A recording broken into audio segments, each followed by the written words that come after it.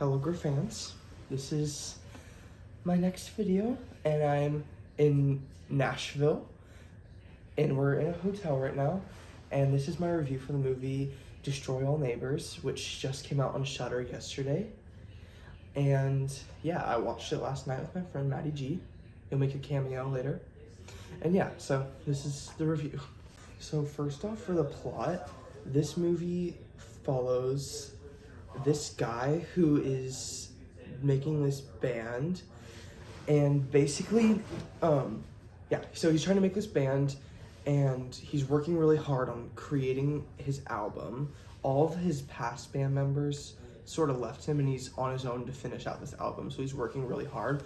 But there's this new neighbor who comes in who's really distracting and he cannot focus on like making his music, and it makes him so angry that basically he goes over to his room and like starts getting a little tussle with him, and then some things go down a weird path while in the room, and then things just get crazy from there. So I'll try to keep it vague. So this movie is kind of like a blend of comedy and horror. So it sort of blends the two genres, but it's definitely leaning a lot towards comedy. And it's definitely still 100% a horror movie, but it's very light in tone. I wouldn't call it very scary. I don't know if that's really critique, because I don't think the movie was trying to be scary. It was more just a fun, cheesy time, but it's not very scary.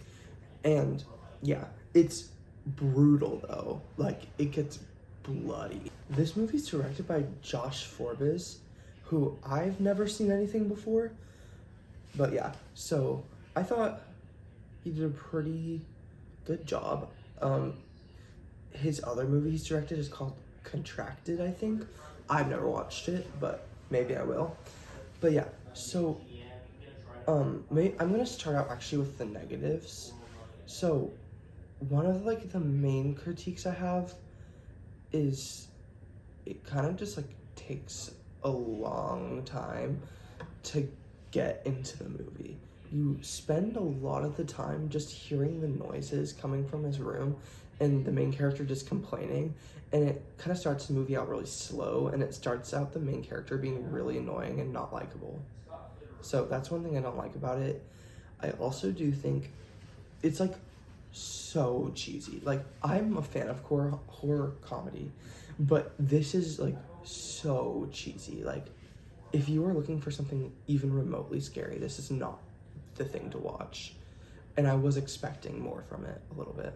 Another one of my major critiques is some of the CGI effects used. Actually, I don't know if it uses CGI. Some of the effects used don't look good. The neighbor that he is living next to, who's like causing all the disruptions, he looks like a cartoon character, genuinely. Like, I don't know how people it just doesn't, it looks really dumb. And the other thing about that is, how can people see that thing that is so obviously like not a real human and like think it looks real? Like, nobody's even slightly fazed by it, and like nobody cares. This is okay. Another thing, the landowner of this apartment building does not care that the guy is being such a disruption. Whenever I lived in an apartment with my family, our dog would like bark one time and we would like get an eviction notice.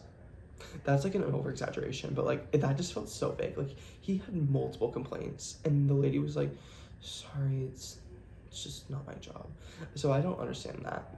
But yeah, just a lot of the interactions and storyline things felt so just like convenient for this plot and didn't feel like could actually happen, and it felt a little bit fake.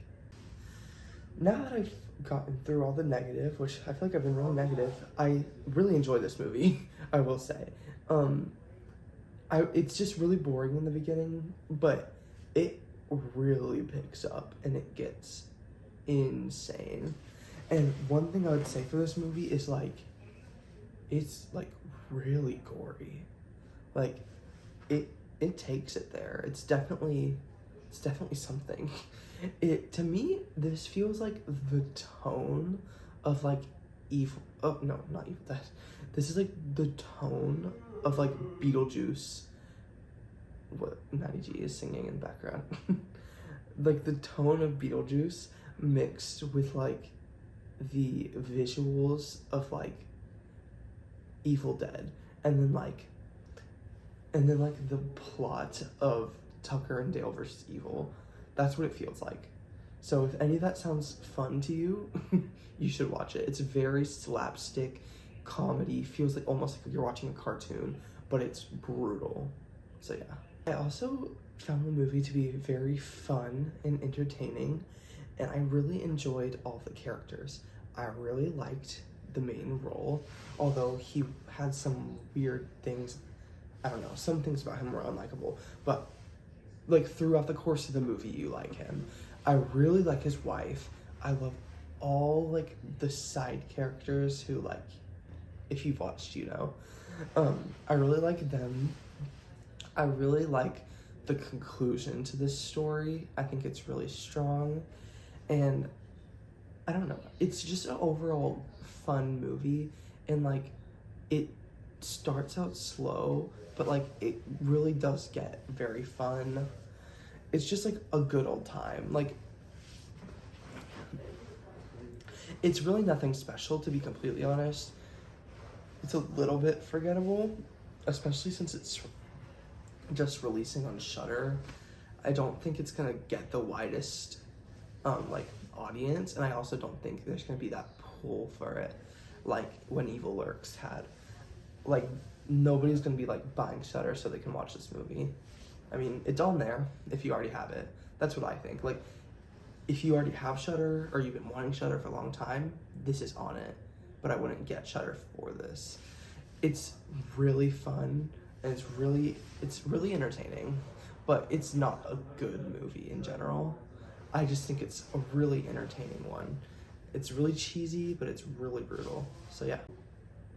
Okay, this is Matty G. He's making his cameo. We're staying together in this hotel for our choir trip. Daniel's in the other room.